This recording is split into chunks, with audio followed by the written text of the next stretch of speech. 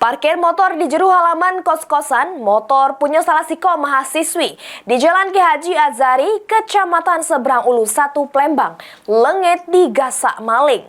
Aksi pelaku terekam kamera pengawas kosan.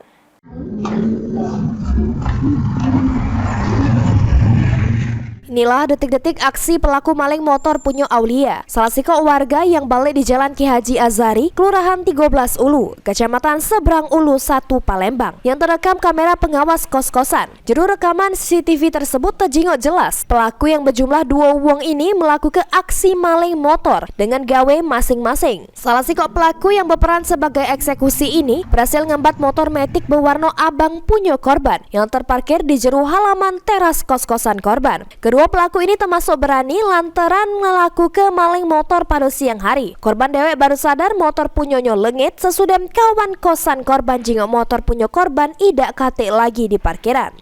Kan kemarin balik dari kampus sekitar jam 9, motor ditaruh di bawah. Nah sekitar jam 11-an kawan aku turun nak mati ke banyu. Pas dijingok motornya ada kate lagi. Pas dijingok CCTV ada yang ambil.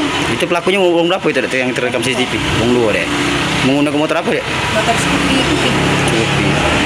Kapan kejadiannya deh? Hari Jumat tanggal 14. Tanggal 14 ya.